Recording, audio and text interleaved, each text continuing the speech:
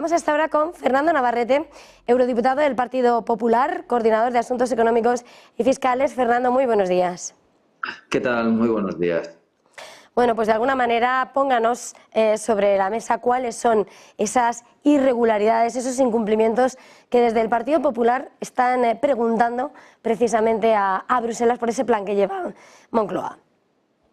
Pues sí, es un plan fiscal estructural que, como bien dice las nuevas reglas fiscales, se supone que es el ancla, ¿no?, de la estrategia de consolidación fiscal y de reformas para la economía. Y, sin embargo, el mensaje que transmite para los españoles pues es de decadencia, ¿no?, de pérdida de bienestar a medio y largo plazo. Y le pone números. Eso es lo más. Es un documento que básicamente supone la rendición del gobierno para proporcionar más bienestar a los españoles. Renuncia a ello directamente y lo pueden ver todos los españoles mirando el cuadro 11 del propio plan. Ahí aparece el crecimiento potencial de la economía que proyecta el gobierno y desciende desde el entorno del 2% al 1% al final del periodo. Se supone que si ya estamos en un periodo que no es precisamente boyante para el bienestar de los ciudadanos, ¿qué será España dentro de unos años si nuestra capacidad de crecer se reduce a la mitad de lo que es ahora?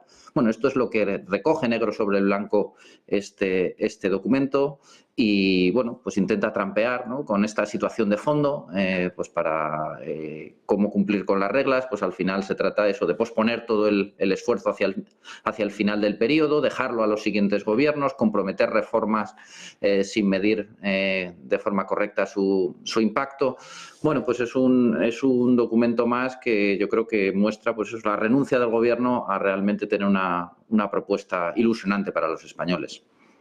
Está señalando, de alguna manera, dice que cifran, ponen números y que de alguna manera pues renuncian, ¿no?, a lo que ya va a ser buscar ese horizonte y ese bienestar para los ciudadanos.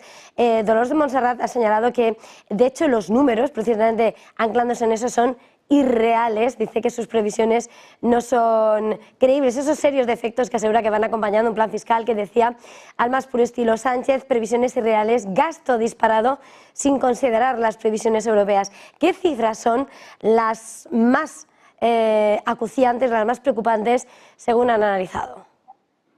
Bueno, yo sigo insistiendo, lo que es irreal, la metodología de la Comisión permite al Gobierno introducir sus propias predicciones en las proyecciones económicas para los primeros años del ajuste.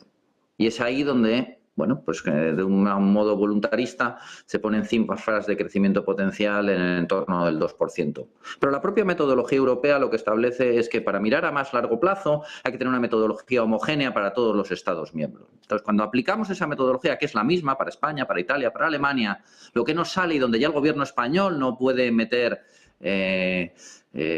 su voluntarismo, lo que nos salen son estas cifras del 1%. Al final hay que entender que el crecimiento potencial es el crecimiento tendencial de la economía, es lo que creemos que nuestra economía puede crecer sin generar desequilibrios. Y lo que está poniendo en negro sobre blanco este documento es que el propio gobierno, aplicando la metodología europea, reconoce que la capacidad de crecimiento de España se va a deteriorar, pero no un poco, sino un 50%. Esto no es moco de pavo. Las consecuencias de todo eso es, entonces, para intentar paliar en este entorno de decadencia y de pérdida de bienestar las cuentas públicas, lo único que nos pueden ofrecer es subidas masivas de impuestos. ¿Y dónde está el fallo en este documento? Que las subidas masivas tanto de impuestos como de cotizaciones sociales, que son las que el gobierno pone sobre la mesa para consolidar las cuentas, el documento, el plan fiscal, no reconoce el impacto negativo que todo este aumento de impuestos y de cotizaciones sociales van a tener sobre la propia capacidad de crecimiento. Por tanto, este 1% de reducción de la capacidad de crecimiento potencial es sin tener en cuenta incluso cómo este aumento de impuestos va a reducir la capacidad de crecimiento. Al final, todos los impuestos son distorsionantes, unos más que otros. Pero si hay algún impuesto que es particularmente lesivo para la capacidad de crecimiento de la economía, son las cotizaciones sociales, porque reducen los incentivos a la gente a trabajar. y por lo tanto, y a contratar. Y por lo tanto, esto va a acabar deteriorando la capacidad de crecimiento aún más del que ya reconoce el propio informe. Yo creo que estos son los datos, digamos, más relevantes de este informe, que ya digo que es una proyección a medio y largo plazo, que hay que tomarlo con cautela año a año. Es verdad que estos documentos, su capacidad predictiva año a año no es buena, pero sí la tendencia de largo plazo. Y la tendencia de largo plazo que el propio Gobierno pone sobre la mesa es decepcionante. Y si además tenemos en cuenta esos fallos, ¿no?, que tiene la propia metodología, el propio documento, que no incorpora mayores efectos negativos de algunas de estas reformas, pues será aún peor. Y yo creo que eso es lo que los españoles pues tenemos que trabajar por cambiar, y para eso pues pasa por cambiar de Gobierno. Quería preguntarle, porque realmente además decía, bueno, es que en las propias reglas comunitarias te permiten introducir tus propias estimaciones en los momentos iniciales de ese plan, pero claro, se trabaja con unas predicciones cuando ni siquiera el Gobierno consigue sacar adelante unos presupuestos ahora mismo, y en un momento en el que ese pilar de crecimiento lo vincula de alguna manera ese sector de la vivienda a esa mano de obra, contando con esa mano de obra extranjera. No sé dónde considera que patina más, dónde realmente tiene más sustentación a la hora de defenderse, o si no tiene por dónde agarrarlo.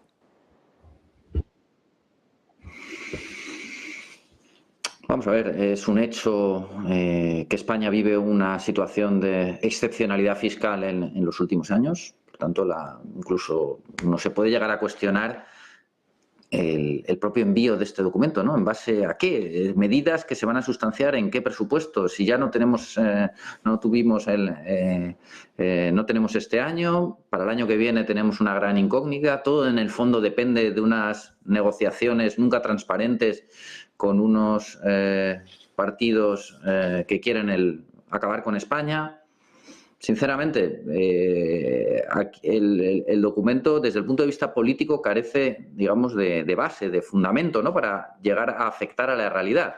El problema es que el documento no es solo que no refleje la realidad, que eso ya lo sabemos, es un gobierno sin capacidad real de gobernar la economía, está al albur de cada mini negociación con partidos que quieren el fin de España, pero es que incluso si no tenemos eso en cuenta, que es lo fundamental, sin ninguna duda, es que el documento está mal, es que los números están mal, no cuadran las cifras. Ya digo, los primeros años el Gobierno puede poner básicamente cualquier cosa, pero al final la metodología europea le ancla a medio plazo a unas metodologías estandarizadas, donde la situación es, ya digo, de menor prosperidad para todos los españoles, y la derivada fiscal, efectivamente, es que deja para futuros gobiernos una senda de gasto con menor capacidad de gasto. ¿Por qué? Porque al final este gobierno solo sabe gobernar de una manera, que es gastando. ¿Gastando para qué? Pues básicamente pues para conseguir negociación a negociación esos apoyos que necesita para ir, bueno, pues trampeando, para ir sacando alguna medida que mantenga la ilusión de que está a los mandos. Pero sinceramente la economía española ahora mismo está sin timón. Es un barco que viaja a la deriva y en un mar muy complicado. El entorno internacional se pone cada vez más complicado con la fragmentación en el mundo entre las grandes áreas económicas, y España está ausente del debate europeo para ver qué vamos a hacer conjuntamente, ¿no?, para navegar estas aguas turbulentas. Yo creo que este documento es uno más que muestra, bueno, pues cómo el Gobierno no está a la altura de lo que necesitamos los españoles. Fernando Navarrete, eurodiputado del Partido Popular, muchísimas gracias por haber estado esta mañana en Negocios Televisión. Feliz jornada, feliz negocio. Muchísimas gracias, igualmente.